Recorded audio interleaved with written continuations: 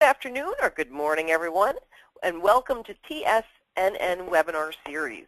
Today's topic is creating a networking culture, and we'd like to thank you for attending and thank our sponsors, MCCA, Advantage Boston, and MarketArt for bringing this presentation to you. The Boston Convention and Exhibition Center and the Haynes Convention Center were designed with your needs in mind, from fully customizable exhibition and meeting spaces to state-of-the-art technology services, and much more. MarketArt's You Are Here web, mobile, and floor solutions help give your attendees a great experience they'll talk about with others year after year. The You Are Here solution helps you deliver everything your attendees need to enjoy your event and maximize productivity. Hi, my name's Hillary, and I'll be your webinar host today. And I'd like to take a few seconds to go over some tips using the webinar platform. First, if you haven't used GoTo before, please note that on the right-hand side of your desktop is the control panel. Looks something like this. And within it is the area called Audio. Go in there and make sure you've clicked the correct icon. Either use telephone if you've called in today, or use mic and speakers if you're listening from your desktop. Also, you can ask a question on Twitter by using hashtag Attendex. So that's hashtag ATTENDEX. Now, this is a live and interactive program, so please note the instant messaging panel, and throughout the presentation you can write in your questions, and we'll get to as many as possible. And please note that this presentation is being recorded, and a copy of the presentation slide deck and session recording will be available on tsnn.com within 2 working days. And now I'd like to turn the floor over to your moderator, Rob Hamlin of MarketArt. Welcome, Rob. Hey, thank you very much, Hillary. And welcome everyone to the call. Again, my name is Rob Hamlin with MarketArt. You may know us better for our products, the You Are Here system, and we're really excited to be sponsoring this webinar today. Mostly because we're completely focused on finding better and better ways to help attendees connect and network around the event. We just firmly believe that the success at any event is all about the attendee experience, and if you can achieve that, then other benefits like value to exhibitors, revenues to the event, they just sort of naturally flow from that. And our speaker today, Tom Singer, is undoubtedly an authority on enhancing this attendee experience, primarily by creating a culture of networking at events. And I think, as everybody certainly heard a lot about lately, or have known for a long time, but networking and making contacts, it's often cited as the #1 reason people attend an event. So Tom's known as the conference catalyst, and he helps events and attendees transform what's sort of traditional conferencing networking into what's much more impactful conversations, conversations that lead to real opportunities. He's also an experienced professional speaker. He's got over 20 years sales and marketing experience working with Fortune 500 companies, top law firms, and perhaps most importantly, Tom and his wife live in Austin, Texas, and as he often says, he is the proud parent of 2 very spirited daughters.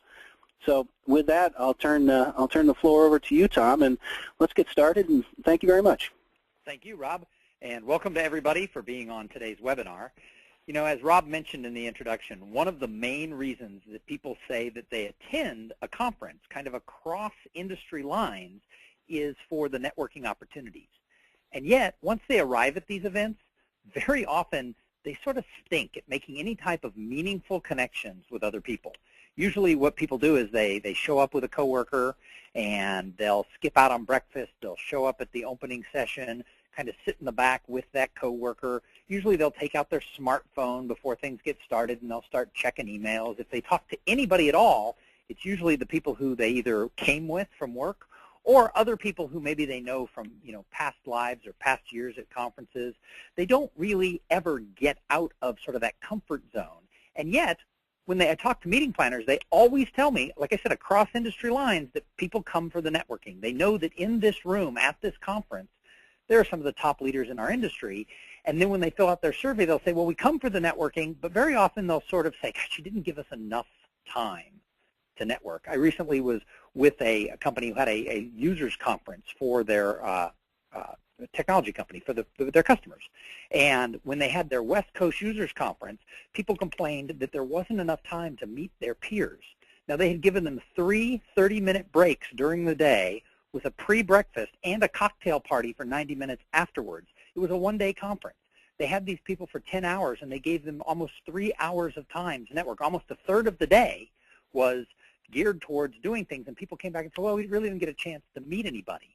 And it was solely because on every break, they ran outside, they checked their phone, they sat with their friends, etc. So a top reason they're coming is they want to network, and yet they don't really do anything about it. Now, I talk a lot with people who plan conventions and conferences and trade shows, and sometimes I get pushback on this because they say, well, how do you measure that networking experience? There's a lot of different metrics that can be used to measure the attendee, what they went to, how many booths they visited, sort of how they fill out the survey with ranking of the different speeches. But they say, you can't really measure if somebody actually makes the start of a relationship that could take years to cultivate into real business. And therefore, they say, because you can't measure it, it's not really important. So I always throw back the question that there are so many things in our lives that we can't measure. That doesn't mean that they're useless or stupid or should be ignored.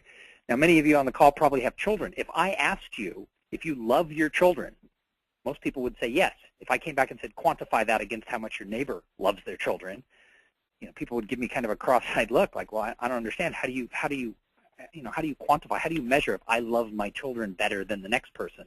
That's ridiculous. And so then I ask them, is that then not important that you love your children?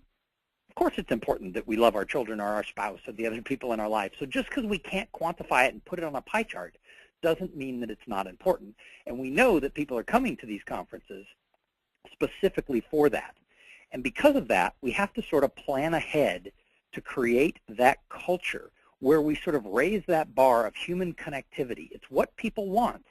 And yet we spend so much time when we're planning events trying to figure out the venue, the meals, if we're going to have carrot cake or chocolate mousse for dessert. The amount of time that goes into many of these decisions is huge.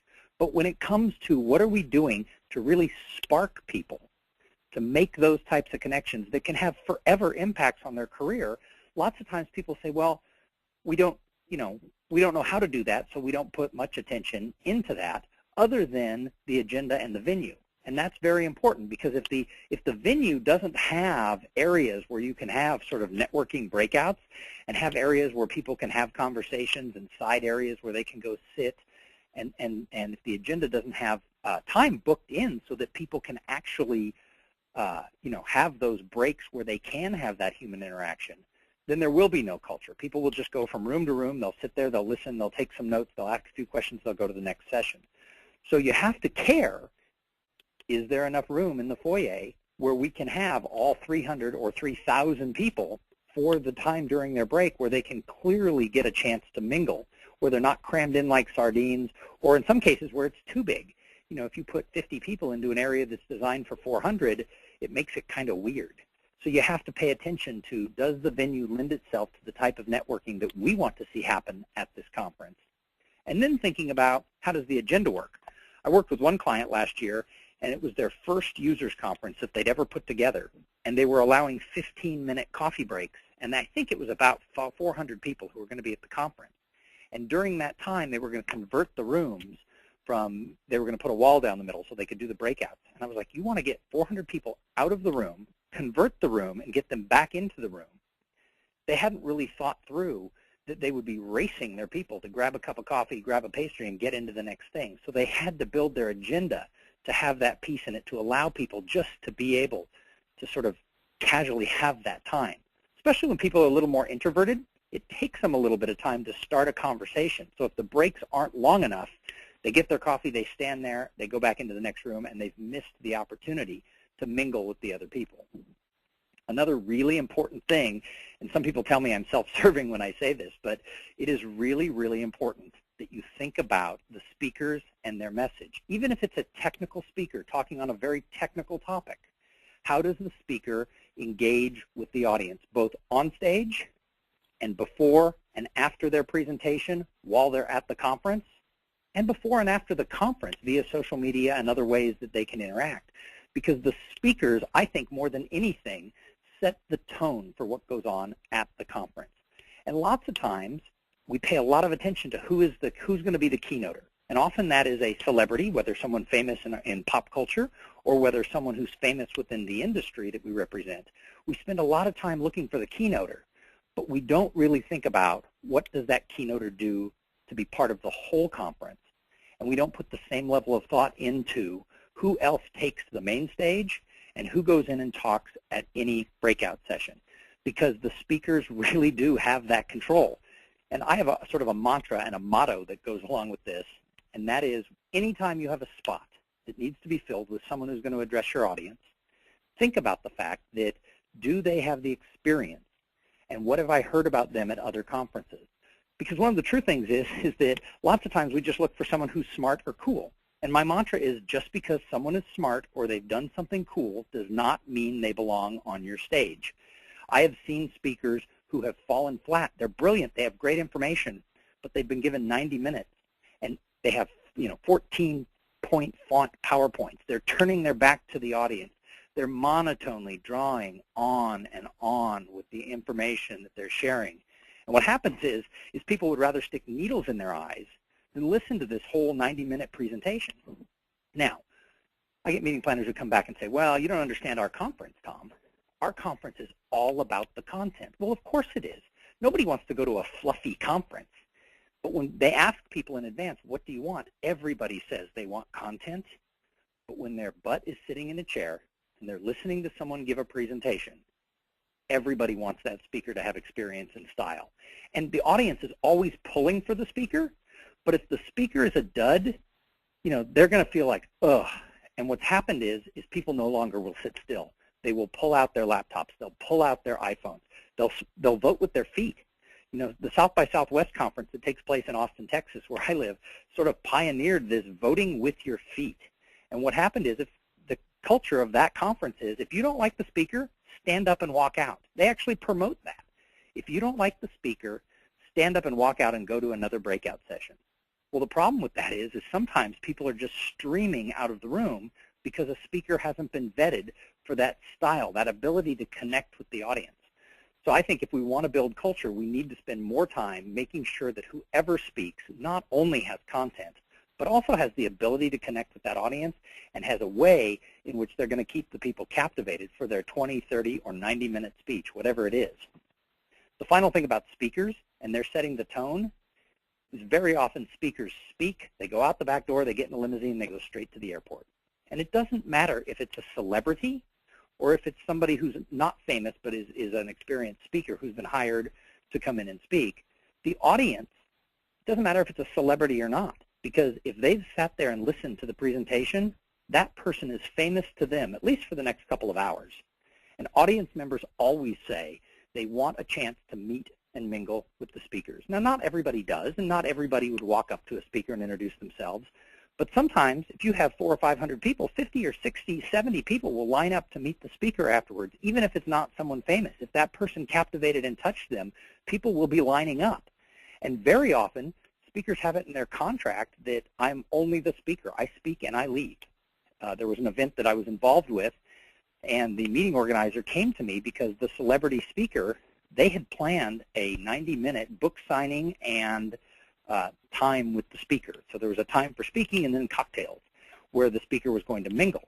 But they hadn't realized when they signed the contract that this speaker said that he would only stay 15 minutes after he said, thank you very much. And they called him back and said, well, we'd like you to stay an hour and a half. And he said no.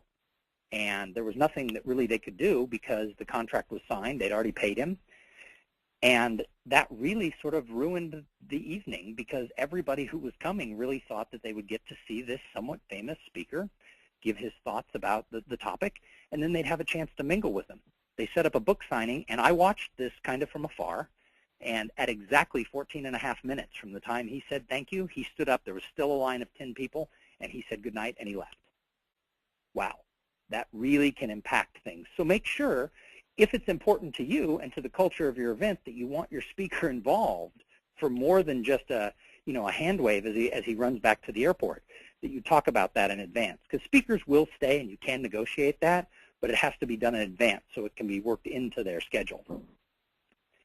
Another thing that I see a lot when it comes to these events, when it comes to culture, is people try to lock down sort of what's going on their agenda, and there's no room for free time.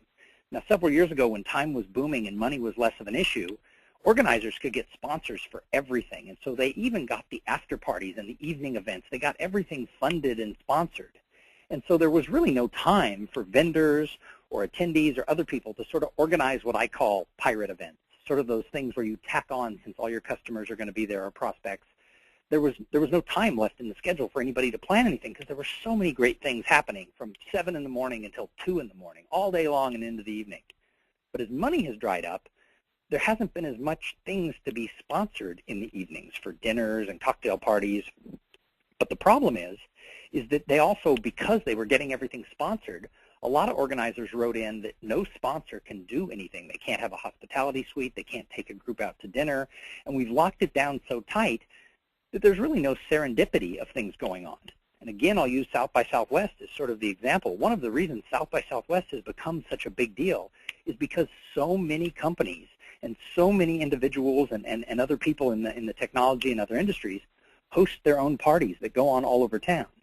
Now, some of these are sponsored parties where they're actually officially sanctioned by the organizers, and others are just out and about. People are finding out about it on Twitter. So you want to have fun things scheduled all the time so that there are options for people, but they don't all have to be sanctioned. Sometimes you want to allow the vendors to take out a few VIPs. You want to allow somebody to have a hospitality suite or rent out the bar across the street from the convention center and do their own thing. Because if your attendees have fun, if they interact, if they have a good experience, it doesn't matter who planned it. As long as while they are attending the conference for a couple of days, they are making connections with other people, and it's open and it's encouraged, that's going to come back on the conference that, wow, this was a good time. Because the attendee doesn't think, was this a sanctioned event or an unsanctioned event? Are these people breaking the rules? Is there a rule? So make sure that you're not locking every moment down. Leave a little bit of time open so that some people can plan these kind of spontaneous events. And then the final thing for planning is think about social media. Think about online communities. I tell everybody that a conference is a mini society. Now, that mini society can exist for the 2 or 3 or 4 days that the event happens, or that mini society can live on. It can go on well beyond that. The only way it's going to go on beyond if there's a place for people to go that has information and reasons for them to be there. Now, a lot of people are throwing up a Facebook page or a LinkedIn community before their events, and that's great, but what's going on to those that makes it compelling for people to be there? I'll be speaking at a conference in January where they've asked all the speakers sort of on a staggered thing over the next month to create videos so that every couple of days they have something new that they can put up so that people always have a reason to be coming back, and it's something interactive and that they can watch, and it's video, and it's the personality of the speakers. So make sure that if you're going to create a community that it's not just a stagnant blop, that there's actually something there that you're doing so there's a reason for people to come back, and let them contribute. Let there be a place for people to ask questions. Let it be something that the users take over and run with. Again, going back to events, the organizers don't have to control everything. If you want to really create a community, you have to let the people run with that community both before, during, and after the event. Now, I hear a lot of organizers who are looking to do something different say, we want to be like a TED conference, or we're going to be the South by Southwest of the North. And when I ask people to go a little bit deeper, what do you mean you're going to be like a TED conference? We all know that the TED conferences, which stands for Technology, Education, and Design, over the last couple of years have become a phenomenon. In fact, going back to not having to control everything, one of the things that the TED organizers have done is they've allowed people in communities all over the world to host their own events. These events can take on a lot of shape. There's very few rules that people have to follow in order to use the TED logo, and they call them TEDx events. And it allows people all over the world to have this experience of what happens at a TED conference, because it's very limited and very expensive to go to the main TED Global conferences. But these TEDx conferences are very free-spirited. They can be very different in the way they go because, again, they're not being locked down. But when I talk to organizers who say, we want to be like a TED conference, the number one thing they always tell me is, well, we're going to do 15-minute speeches. TED conferences are more than short-format speeches. Now, those of you who've watched the videos at TED.com, you know that some of them are absolutely compelling. Some of them are the most exciting things on the internet that you can possibly watch. If you're not familiar with TED, I invite you after this webinar is over to go to TED.com, TED.com, and just start searching around and watching videos.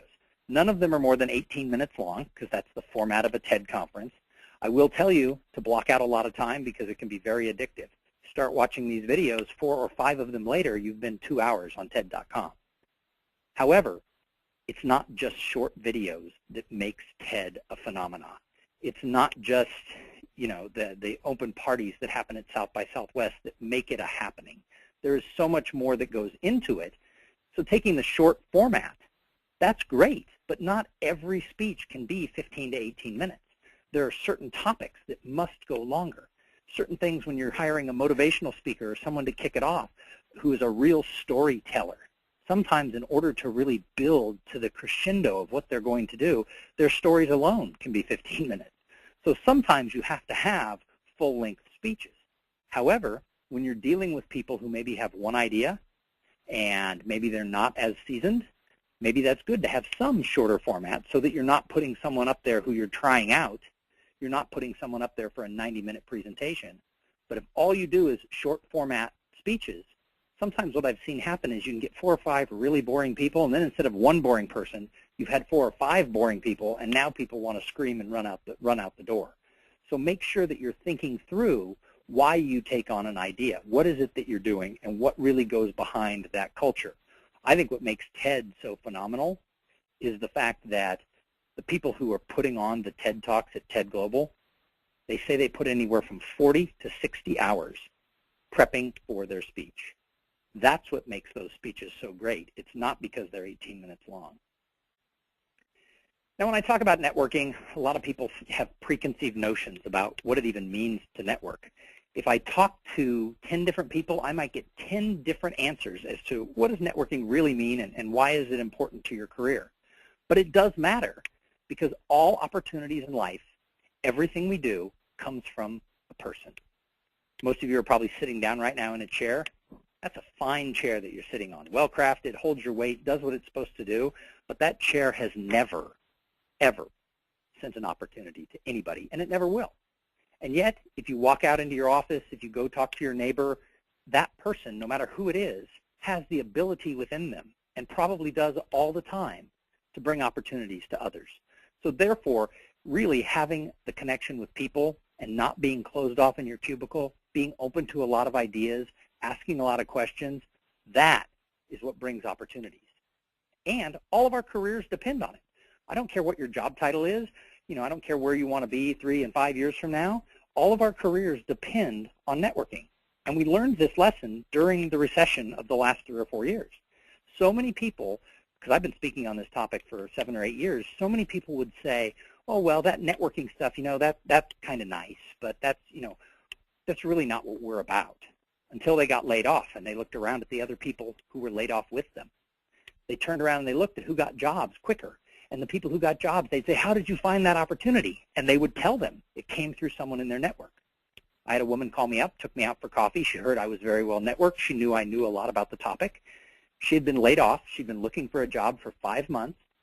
We sat down, and she was dumbfounded because she had been working hard for the previous 6 years. She had relocated to the area. She didn't have a lot of friends. She worked, she worked, she worked. She didn't really have a network. And yet all of her peers had found jobs through their network. In fact, one of her peers had found a job through someone she went to church with, and it made this person angry. She said, that's not fair, because she didn't belong to a faith community. And I said, well, why isn't that fair? I said, I'm not telling you to go join a church if that's not what you believe, but you can join something. You could join a hiking club or a bicycle club or some other thing that matters to you. You could get involved that way. She said all she did was work. She thought doing good work was enough. And I think there was a time where maybe that was true.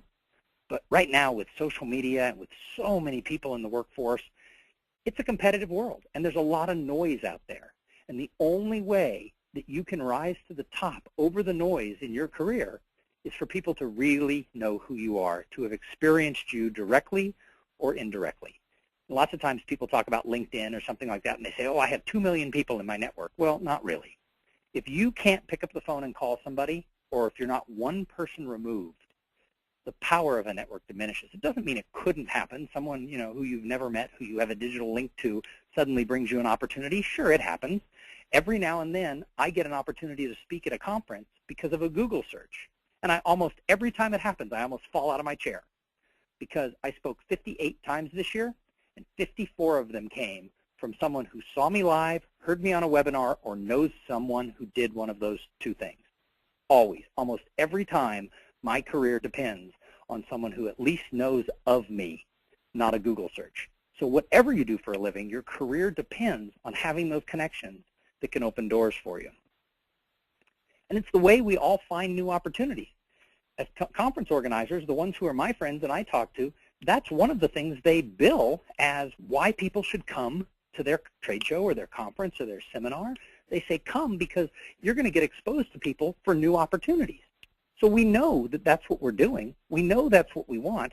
So we have to make sure that we're putting it as a top feature that we're talking about, not just in marketing brochures, but while we're at the conference. The idea that networking matters has to become part of the vernacular of what people are talking about, because if we make it a second-tier priority, if we're like, well, we don't want to talk about networking, we don't want to, highlight it. If you make networking a second-tier priority at your conference, it's always going to have second-tier results.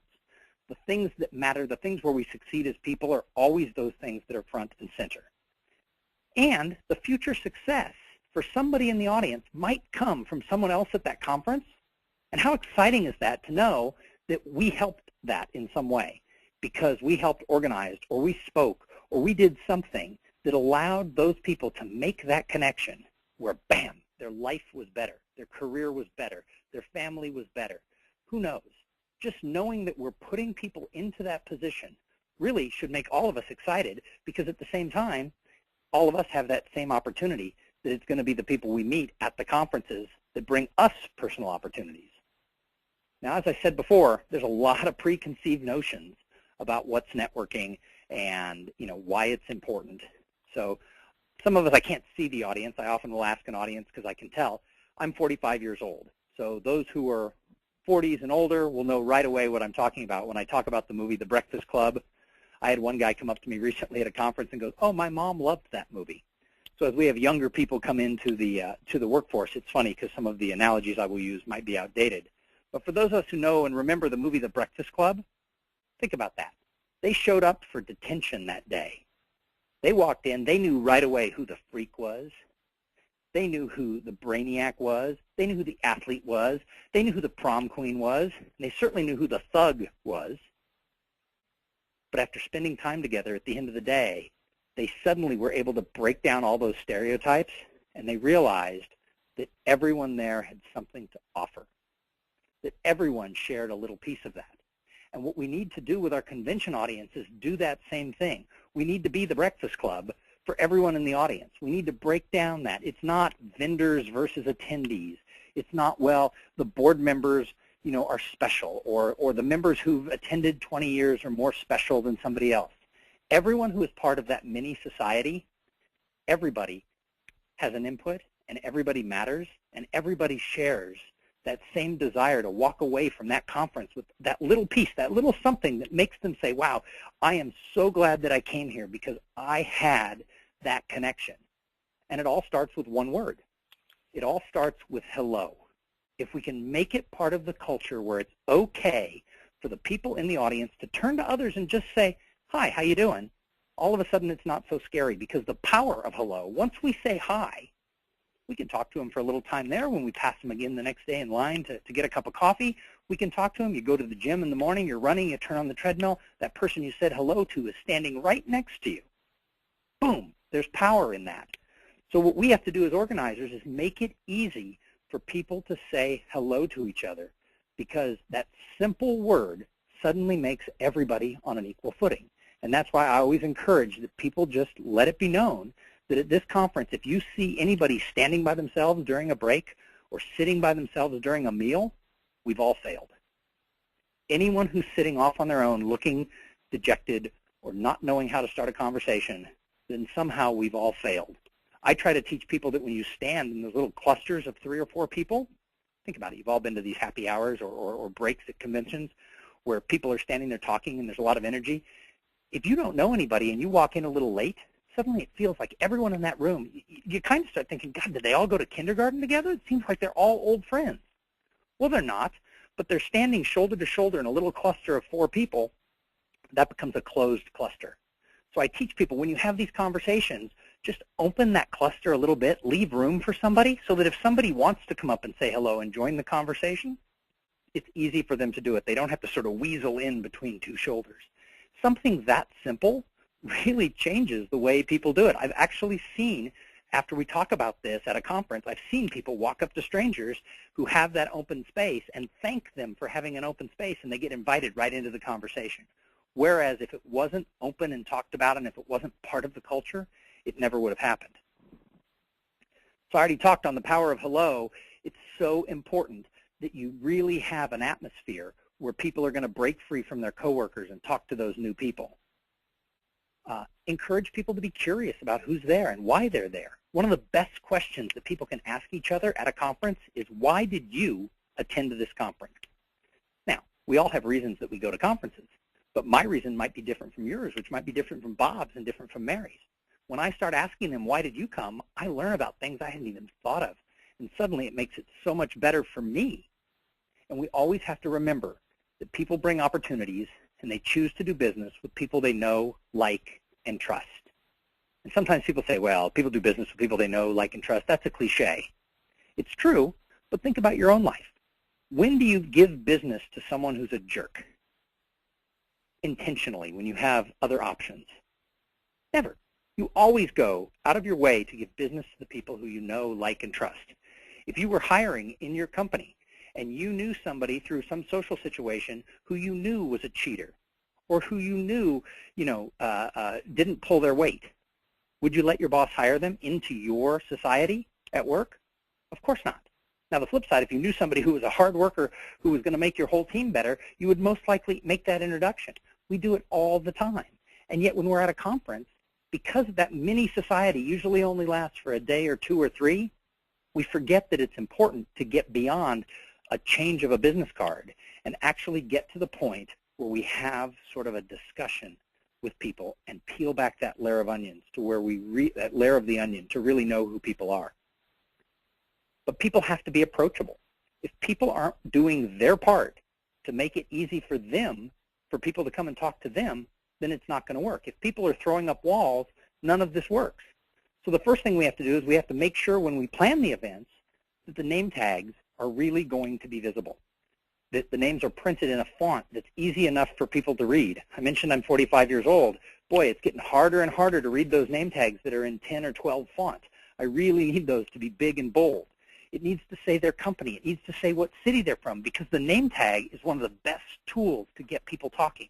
Because I can walk up to somebody and say, hey, Diane, I see that you're from Dallas. I'm from Austin. Or I can walk up to somebody and I can say, Steve, you're with Citibank. My brother worked for Citibank for 40 years. What division did you work in? It allows people to have a conversation because the information is all right there. And again, we have to think about the little things. How are we going to wear the name tags? Are they clip-on? Are they on a strap? Are they on one of those straps that spins so the name tag can end up backwards 50% of the time? All it takes is you print 2, put them in both sides. So if that name tag spins, it's always visible. Because you don't want people sort of reaching up and grabbing people's name tags to have to turn it around. So you have to think about, is there going to be a problem that's going to make it harder for people to talk? Because if you make it easier, there's going to be more success. And you want to communicate who's in the audience. Let people know, publish it, maybe not their name and their email address, but publish, what companies are present, or what industries are there, or what level of title, job title are present, so that people are excited to discover who's sitting next to them, because they know that the room is filled with really, really interesting people. If we hold back that information, there's no way that people can know that all you have to do is turn to the person next to you, because people are naturally shy. I talk a lot to what I call left brain professionals. I speak at conferences that are made up of lawyers, accountants, IT professionals, engineers. These left brain professionals, they're wickedly smart, and they're very, very nice, and a lot of them are very driven. They're great to be around. You can learn so much from them, but they do not self-identify as being extroverted. So the whole idea of talking to people sometimes scares them off. And so it's kind of like a junior high dance. Y'all remember going to a junior high dance? Nobody wants to talk to anybody. So I always remind people, remember, this is not a junior high dance.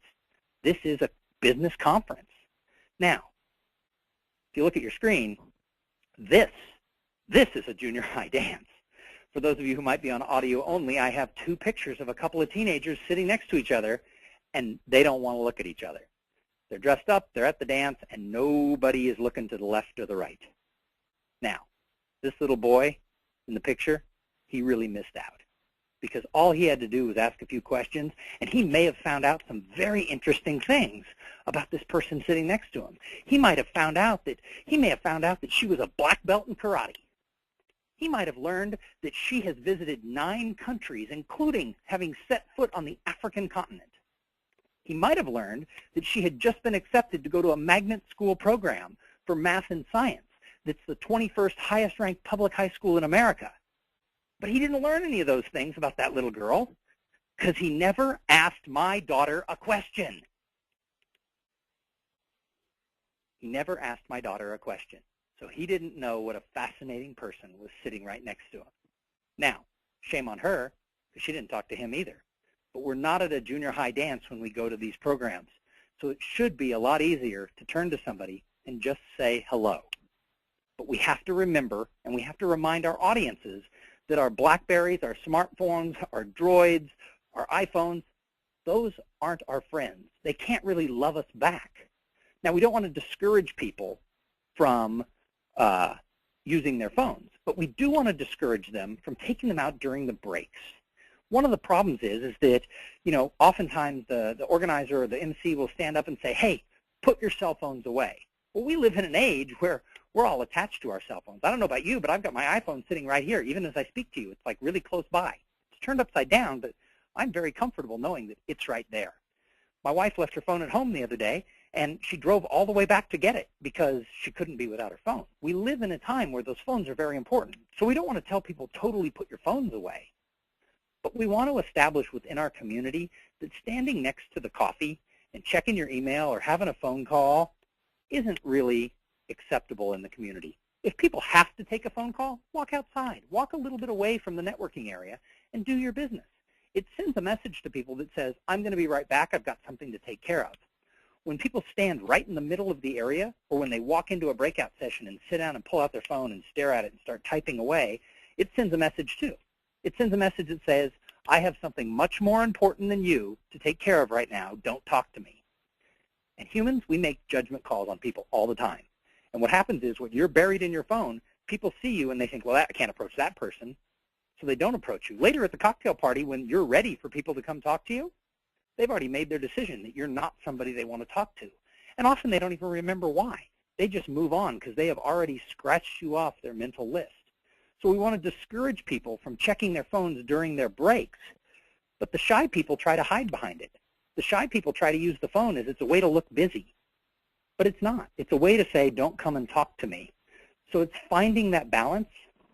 Now, I'm a real big believer that during a presentation, we should never tell people to put their phones away for 2 reasons. One is we might want them tweeting about what's being said. If the speaker says something really interesting and the person is a user of Facebook or Twitter or LinkedIn or some other community, we want them right away to take out their phone and talk about the great information that's going on at the conference, because that's good for the speaker, it's good for the person sharing the information, and it's certainly good for the conference itself, because then people are saying, wow, maybe I should be there. So we don't want people not using their phones. And I believe if a speaker can't keep someone's attention, if he or she can't keep the people captivated, then people should be able to check emails and do whatever they want. But we shouldn't be using the phone as a crutch all the time. So this doesn't mean that we want to ban the use of cell phones. We just want to be able to have the conversation about when and where cell phones should be used in our little mini society. And we want to engage the connectors in advance. Who in your organization would make a great ambassador to talk to the new people, to seek out those people who are a little bit more introverted, a little bit more shy?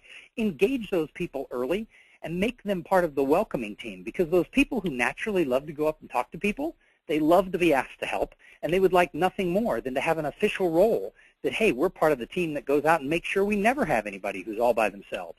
So engage those people early.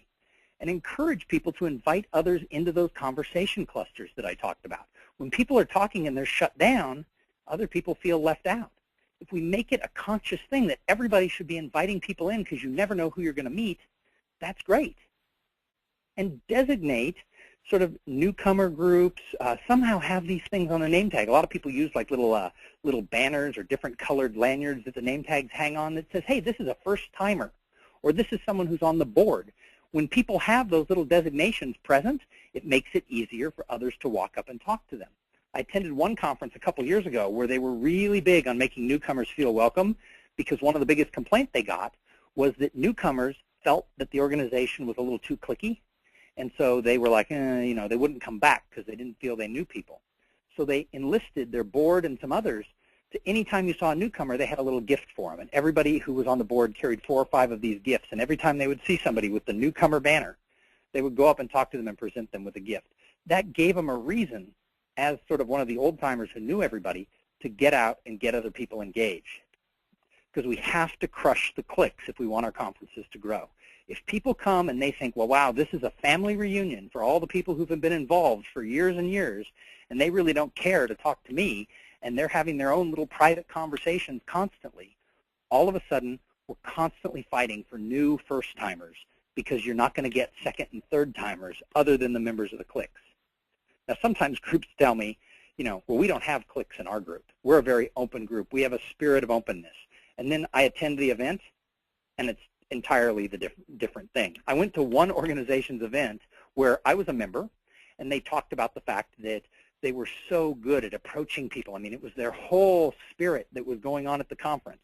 So, you know, there's 1,000 people there. I didn't know that many members. So I decided to channel my best first-timer.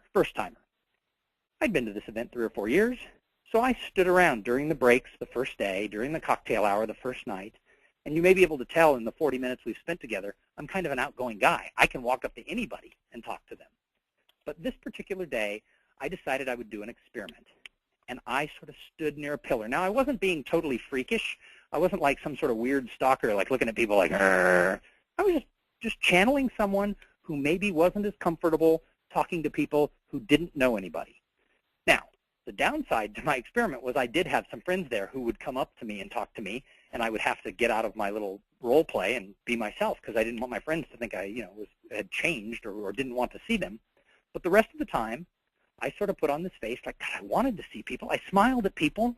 I looked at them. I tried to make eye contact. And this was an organization that prided itself in how they always reached out to the new members. Not a single person I'd never met before talked to me the entire day. I walked into the breakout sessions. I'd sit in a chair. I didn't pull out my BlackBerry and hide behind it, but I'd just kind of sit there and I'd wait for someone. I'd get in there early. I'd wait for someone to come talk to me. Nobody did it. And I watched people, including some of my friends, who were very nearby, who were very cliquish. And so what you have to do is you have to openly talk about the fact to those senior members, to your board members, to the old-timers, to the former board members, about you know, do we have a problem with cliques? Now, people who are in cliques never think there's a clique. It's like when you talk to the really popular kids in high school, they're like, well, our high school was different. We didn't have cliques. And you talk to the people who were kind of middle of the road or kind of misfits in high school, and they'll tell you we had lots of cliques. So oftentimes, if we're part of a clique, we don't even know it. And so it has to become part of the dialogue within the organization, and it has to be more than lip service that says, hey, we're really open. You know, we reach out to newcomers. You have to get it to where it really, really happens. And you want to create some natural, fun experiences because humans are experiential beings. We share experiences with each other. That's how we bond. Think about who your best friends are from college. Are you still friends with someone who you had in maybe Psychology 101 your freshman year, who you sat way across that room with 200 people, and maybe once in a while over the next 4 or 5 years you'd see them in the quad and you'd wave at them? Are those the people on your Christmas card list? Are those the people whose weddings you're going to? Are those the people who you're godfather to their children or godmother to their children? No. The people who you have lifetime relationships with are people who you shared experience with. It was people who were in your study group. It was people who were in your fraternity or your sorority or who you went on spring break with or who you live next to in an apartment building. The people you share experiences with are the people who you bond with. And so when planning events, remember that you want to make it easy for people to meet the other interesting people who are there, But people don't want silly networking games. They don't want to have to fill out a card, to be one of 1,000 people who might win a single iPod. Now, that doesn't mean you don't do those things, because we have to do things to encourage people to get along and try and pull the introverts out. But I've never had a person say, wow, I can't wait to go to a conference to play those networking games. Doesn't mean we don't do them. It doesn't mean they don't serve a purpose, but it's not what people really want. You want to encourage natural conversation at every break and every meal, and you want to include the vendors in this. I talked before about knocking down those walls, making sure that everyone who's there is part of that society. And when I talk to vendors, one of the things I tell them all the time is you must participate in everything that everyone else is participating in. That means all the vendors who have booths need to be encouraged to be there during the keynote. Very often the vendors say, oh, well, that keynote speaker's on. This is a great time for me to, call the office or work on a proposal or, go play football in the trade show area. No, if it is a main stage activity, then the vendors have to be there, because they will then be part of that mini society. When someone comes and wanders the trade show, it is so much better to say, hey, what did you think of that keynote speaker this morning, and say their name and talk about something that they said that was funny or very poignant to the industry, instead of saying to somebody when they walk up, how's the show going for you? There is such a difference when you have participated as a vendor than when you're just waiting at your booth for someone to come by, and it's like they have a pork chop hanging around their neck, and you're a wolf who hasn't eaten in a month, and wing, let's jump on them because they might buy. No, when you get there and stand as their equal, that is really the chance that vendors can break down that wall. So I sometimes will work at the conference before it even opens. We'll order pizza and beer the night before when people are setting up their booths, and we'll have these discussions with the vendors of, what do you really want? Why are you here? Here are the things that you can do to stand shoulder to shoulder. And your vendors should be able to go to everything. Now, sometimes people say, well, at our show we have the problem that people say, they don't like being around the vendors because they're always pouncing. They're always trying to sell. Well, educate the vendors that that's not acceptable, and you're not welcome back if that's what you do. But we're all people. We're all professionals. There shouldn't be a time when anybody feels threatened by another member of the society. And that's really, really important to remember, that the conference is a mini society, and everybody has a seat at the table in the society, and everybody has to contribute. But much like society in general, we have to have laws and rules and maybe a police force so that we don't have bad experiences as we go on from there.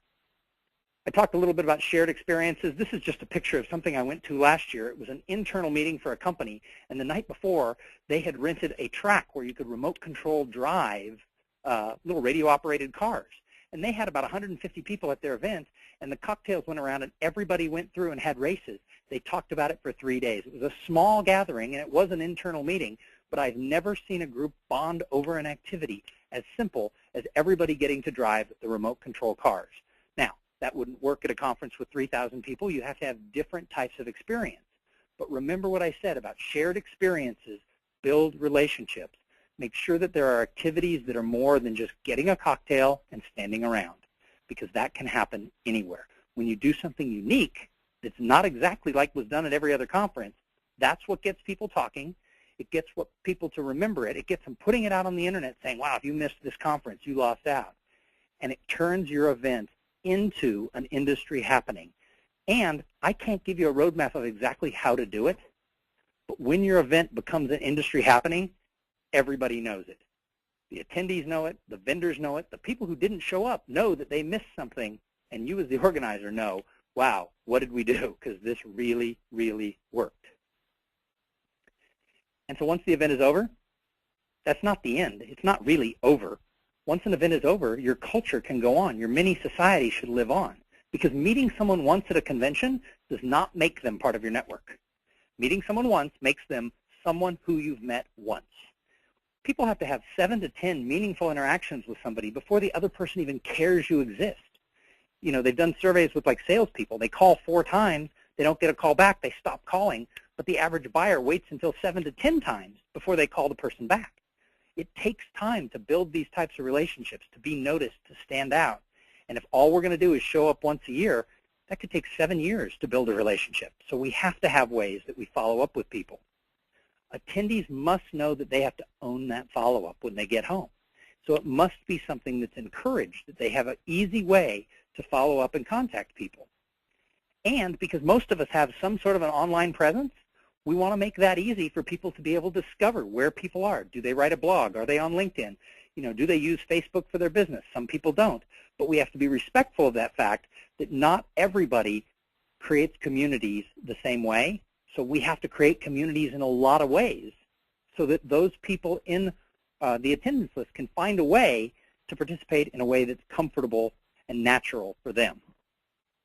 So it has been a lot of fun to talk at you, but it's more fun to have an interactive conversation. When I'm live in front of an audience, it's easy for me to stop and look at people's faces and get them to ask questions. When I do a webinar, sometimes it feels very sterile and it's just me. And so now we reach the point where I get to stop talking, and hopefully some of you will ask some questions, and I'll be able to hopefully take some of this to a farther level for you. Thank you. Well, thank you, Tom. That was really interesting. And from what you've said, I'm just wondering in the chat area if the audience could tell us, what was your experience as a first-timer at a conference? Was it good or bad? Were there walls? Did you break them if there were? And also with follow-up, did you participate? I'm just wondering, and was it encouraged? So before we get to questions and answers, I'd just like to thank our sponsors again, MCCA Advantage Boston and MarketArt, for bringing this presentation to you.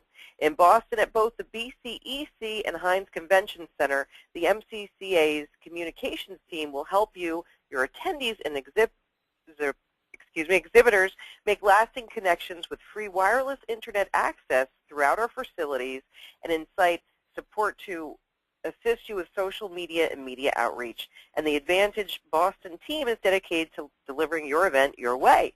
And MarketArt's You Are Here has been trusted by over 100 of the best events and trade shows in the world. And you can find out how they help make shows better for attendees by visiting them at marketart.com to take a closer look.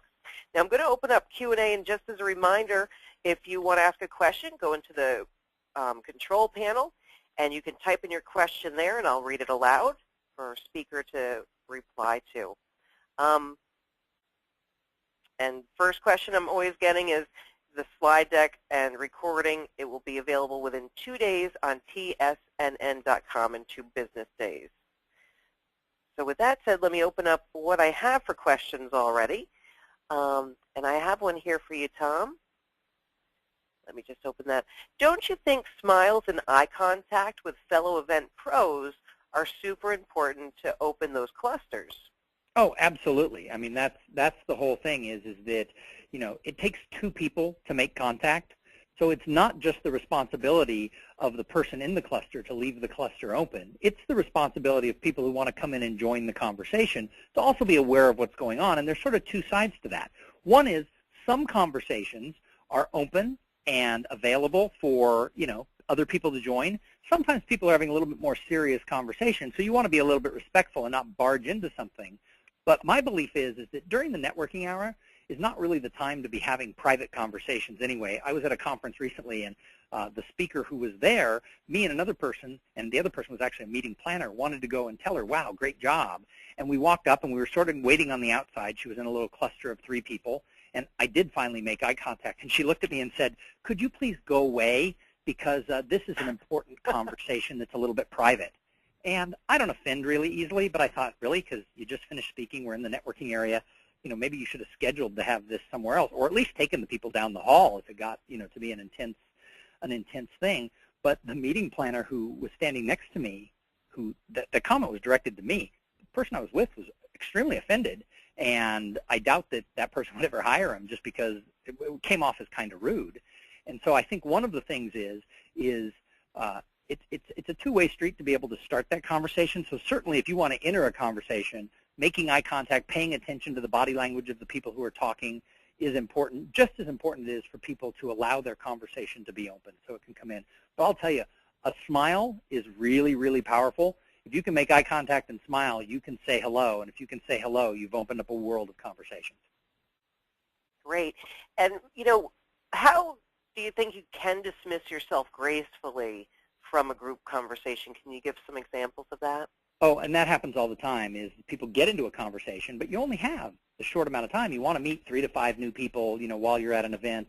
And so, you get into a conversation where maybe you feel like, okay, this conversation has played itself out, and you're either one-on-one or you're in a small group.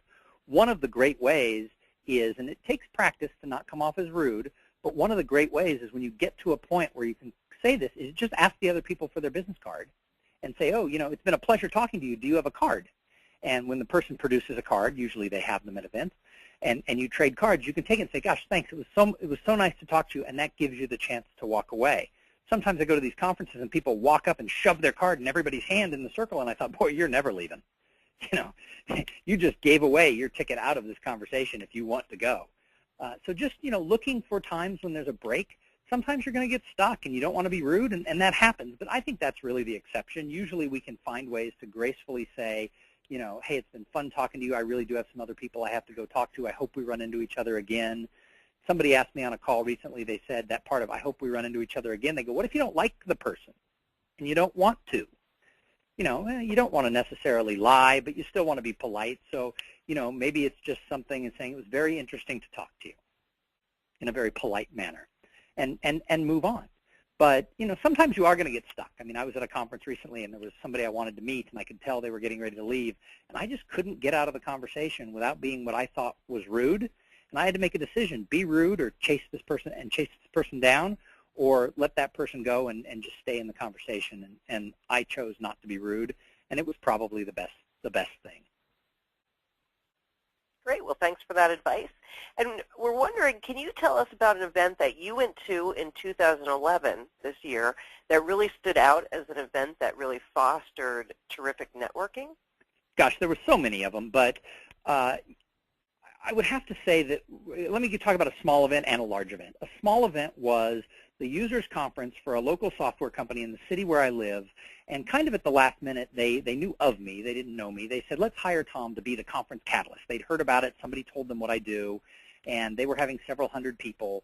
And it wasn't, I'm not going to take credit that this was because of me, but we as an organization, their organization plus me, set it up in a way where people were very encouraged. They had a thing where they did like a speed networking type conversation area. And what ended up happening was people got really into it. Like, people were really excited to meet new people. And at every break, they tried to meet 2 new people. And people were coming up telling the organizers and myself, wow, we couldn't believe how great it was. Well, in the industry they're in, the sort of industry conference was sort of in a down phase the last few years.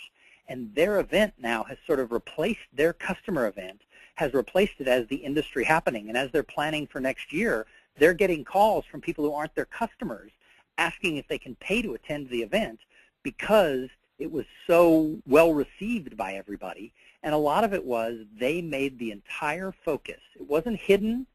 The entire focus was the audience. I mean, they told them, the president told them, hey, it's great that you've come here. We love having so many clients and prospects here. That's fantastic. But it's really not about us telling you about our company and our new releases and our new products and that. It's really about you meeting your peers. And they just made that such a true focus of their event that, it happened. I mean, it really was that. On a larger scale event, I went to an event for a Fortune 150 company, and again, it was sort of a client-based conference, and they did the same thing, although with 3,000 people, it was a little different. They did the same thing where they made the entire agenda about small events. They only had main stage. It was a 4-day conference. The first morning, the last afternoon, and one lunch in the middle. The rest of it was like conferences within a conference. There were all different types of tracks, and each track had different things, and it was all for those little groups of a couple of hundred who fell into each category, who might attend certain tracks. They really brought it down to the small level instead of making it all about the big company and the big 3,000-person event, that by making it about the attendee and making it real, it just caused people to really feel that it was their event, that they owned it. Terrific. Well, everyone, we're at the top of the hour, so I'd like to thank you all for joining us today. And Tom, thank you so much for sharing these tips with us. And we'd also like to thank our sponsors for bringing this presentation to you, MCCA, Advantage Boston, and MarketArt. Thank you, everyone, for joining us, and tune in to tsnn.com for updates on our webinar series. Have a great afternoon, everyone.